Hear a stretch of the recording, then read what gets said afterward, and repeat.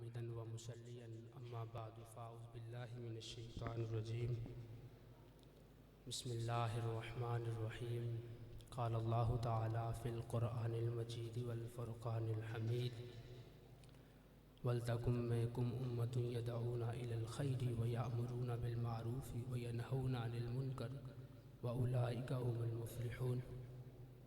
आमन्तु बिल्लाहि सदक़ल्लाहु मौलानाल अज़ीम। ताल्लुक़ है मेरा अहले नज़र के उस कबीले से, ताल्लुक़ है मेरा अहले नज़र के उस कबीले से, खुदा को जिसने पहचाना मुजद्दिद के वसीले से। इन्नल्लाह व मलाइकतहु युसल्लूना अलन नबी या अय्युहल्लज़ीना आमनू सल्लु अलैहि व सल्लिमू तस्लीमा। कोई ज़ुबान खामोश न रहे, बावाज़े बुलंद रूद पाक पढ़ ले। अस्सलातु वस्सलामु अलैका या सय्यदी या रसूलल्लाह व अला आलिका व अस्हाबिका या सय्यदी या हबीबल्लाह। अस्सलातु वस्सलामु अलैका या सय्यदी या रसूलल्लाह व अला आलिका व अस्हाबिका या रहमतल लिल आलमीन। हम्द व सलात के बाद मेरे नहायत ही वाजिबुल एहतराम हम मकतब दोस्तों, अल्हम्दुलिल्लाह आज हम जिस खूबसूरत मौका पे मौजूद हैं वो है सालाना तक़रीब ख़त्म बुखारी शरीफ। अल्लाह करीम आज के इस मुबारक लम्हात का सदका अल्लाह करीम हम सब को दीन मतीन का हकीकी खादिम बनाए और मसलक हक़ अहले सुन्नत व जमात का हकीकी ग़ुलाम बनाए। दोस्तान मोहतरम, बिला तमहीद दौरान खुतबा जो आया मुक़द्दसा पढ़ी, मेरा करीम रब इरशाद फरमाता है वलतकुम मिनकुम उम्मतुन यदऊना इलल खैर, और तुम में से एक जमात, एक ग्रोह ऐसा होना चाहिए कि जो खैर की दावत दे, भलाई की तरफ बुलाए, नेकी का हुक्म करे और बुराई से मना करे। ये आया मुक़द्दसा अगरचे हर मुसलमान को शामिल है कि वो नेकी का हुक्म करे, लेकिन बिलखुसूस इस आया मुक़द्दसा को मद्देनज़र रखते हुए सबसे ज़्यादा जो नेकी का हुक्म देने का जो हुक्म दिया गया और जो इससे जमात मुराद है वो उलमाए किराम की जमात मुराद है। क्यों? इसलिए कि नबी करीम अलैहिस्सलाम ने इरशाद फरमाया अल उलमाउ वरसतुल अंबिया, उलमा अंबिया के वारिस हैं। क्योंकि उलमा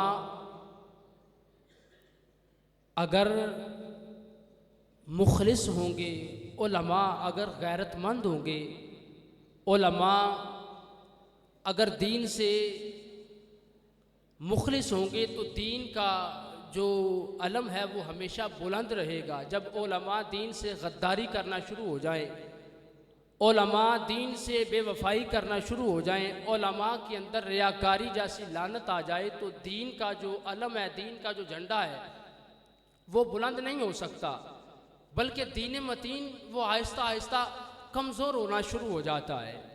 जिस तरह की हदीस मुबारका के अंदर है, हज़रत जनाब फ़ारूक आज़म रज़ी अल्लाह ताला अन्हु इरशाद फरमाते हैं यहदिमुल इस्लामा ज़ल्लतुल आलिमी। हज़रत फ़ारूक आज़म रज़ी अल्लाह ताला अन्हु इरशाद फरमाते हैं कि तीन चीज़ें इस्लाम को कमज़ोर करती हैं। उनमें से पहले नंबर पे आपने इरशाद फरमाया जब उलमा अपने रास्ते से फिसल जाएं, उलमा हिदायत के रास्ते से हट जाए, उस वक़्त जो इस्लाम है वो कमज़ोर होना शुरू हो जाता है। दूसरे नंबर पे इरशाद फरमाया वजिदालुल मुनाफिकी बिल किताब, फरमाते हैं जब मुनाफिक लोग कुरान पढ़ के बहस करना शुरू हो जाए उस वक़्त इस्लाम कमज़ोर होना शुरू हो जाता है।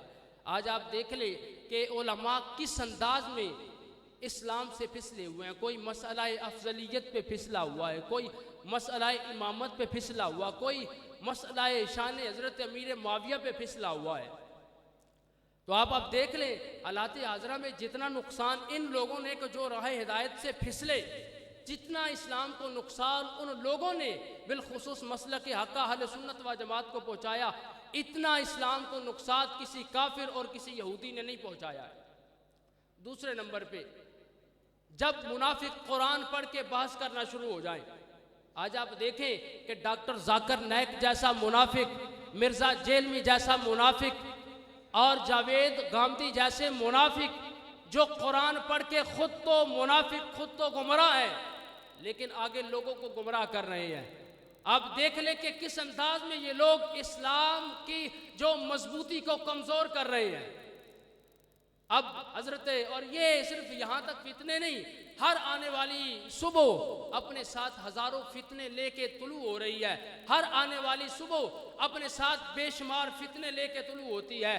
कहीं पे आप देख सकते हैं फितना राफजियत है, कहीं फितना खारजियत है, तो कहीं पे फितना गामदियत है, कहीं पे फितना उसी का पालतू कुत्ता मिर्ज़ा जेलमी है, कि कहीं पे फितना अफजलियत है, तो कहीं पे फितना खिलाफत सिद्दीकी अकबर है, कहीं पे फितना मुनकिरीन आयात जिहाद है, तो कहीं पे 8 मार्च इंटरनेशनल बेगारती डे, उस दिन के अंदर जो नुसूस क़तइया का इनकार किया जाता है।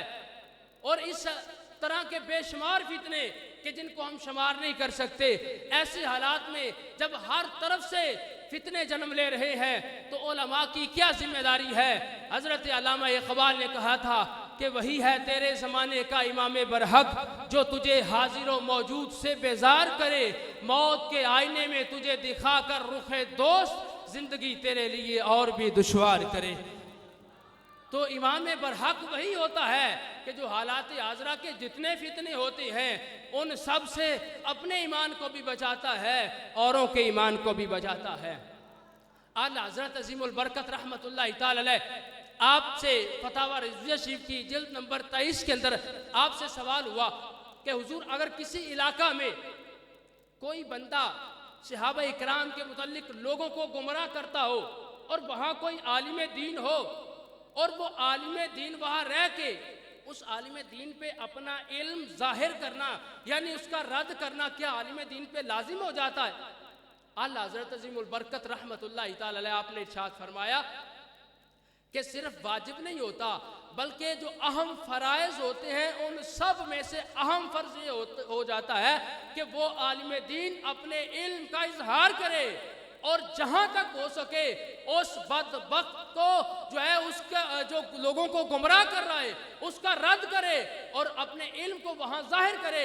आपने हुजूर अलैहिस्सलाम का फरमान आगे नकल फरमाया, इदा सब्बा असहाबी फज़हरतिल फितनु औ क़ालल बिदाउ वलम यज़हरिल आलिमु इल्महु फ़अलैहि लानतुल्लाहि वल मलाइकति वन नासि अजमाइन ला यक़बलुल्लाहु मिन्हु सर्फ़न व अदला। आपने फरमाया कि जब सहाबा इकराम पे लान तान की जाती हो या फितने जाहिर हो जाएं या बिदआत में शुरू हो जाएं और आलिम दीन अपना इल्म जाहिर ना करे, लोगों के ईमानों को ना बचाए, तो हुजूर अलैहिस्सलाम का फरमान नकल किया। हुजूर ने फरमाया उस आलिम दीन पे खुदा की भी लानत है, खुदा के रसूल की भी लानत है, फरिश्तों की भी लानत है, तमाम मुसलमानों की लानत है। और आगे इरशाद फरमाया अल्लाह उस आलिम दीन की ना किसी फर्जी नमाज को कबूल फरमाएगा और ना किसी नफली नमाज को कबूल फरमाएगा कि जो आलिम दीन अपना इल्म उस वक़्त जाहिर नहीं करेगा। और अब अगर ये कोई कहे कि अपना इल्म बंदा जाहिर करे, हालात आजरा में इतने फितने पैदा हो गए, तो इतने फितने कहीं पे फितना अफजलियत, कहीं पे फितना राफजियत, कहीं पे फितना खारजियत और बेशुमार कहीं पे तकफीरी टोले का फितना, तो ये जितने फितने पैदा हो चुके हैं हम किस किस का मुकाबला करें, किस किस का रद्द करें। हमारे सामने बेशुमार मिसालें हमारे उलमा की, हमारे अकाबिरीन की हमारे सामने मौजूद है कि हमारा एक एक शेर करोड़ों लाखों बेशुमार जो फितने उठे उन सब का मुकाबला हमारे एक एक शेर ने किया था और आज तक कर रहे हैं। और इंशाअल्लाह क़यामत तक हमारा एक एक अहले सुन्नत व जमात का शेर लाखों चूहों से भारी होता हुआ हमें नजर आएगा।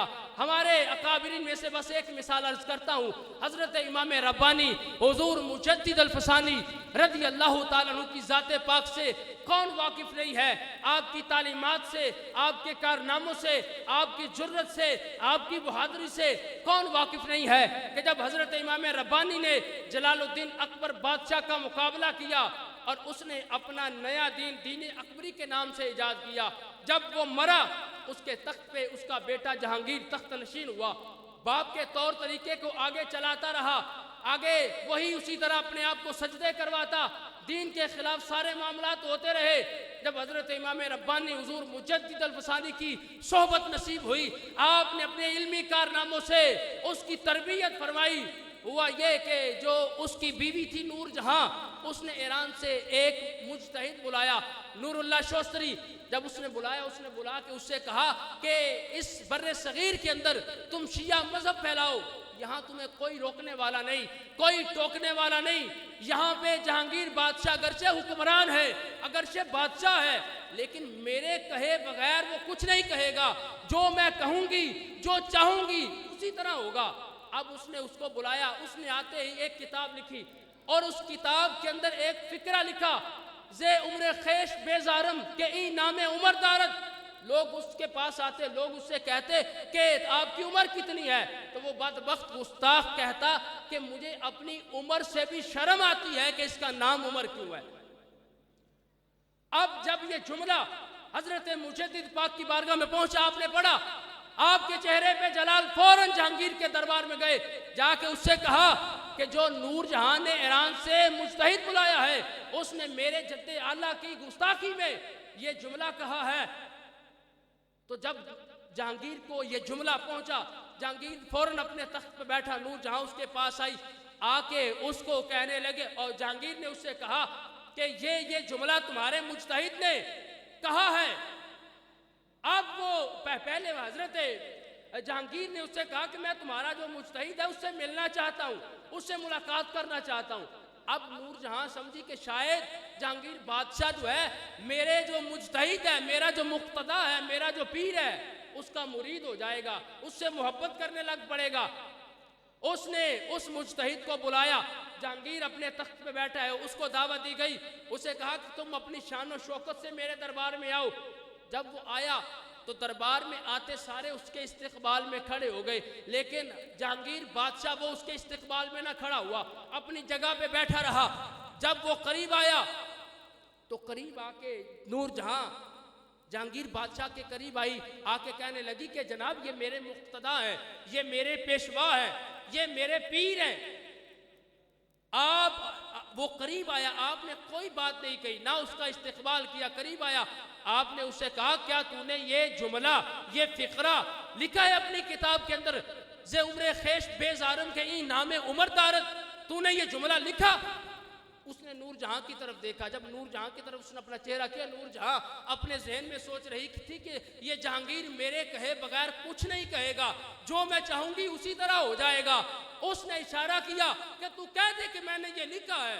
उसे पता नहीं था कि जहांगीर बादशाह पे नजर हजरत मुजद्दिद पाक की पड़ चुकी है, जहांगीर को सोहबत मुजद्दिद पाक की नसीब हो चुकी है। क्यों कि असा नेकां दी महफिल चों एराज पाया कि बंदे ने बंदे नू बंदा बनाया, ना तख्तो ताज ना लश्करो सिपाह में है, जो बात मर्दे कलंदर की बारगाह में है। उसे पता नहीं था कि जहांगीर किस मकाम पे पहुंच चुका है।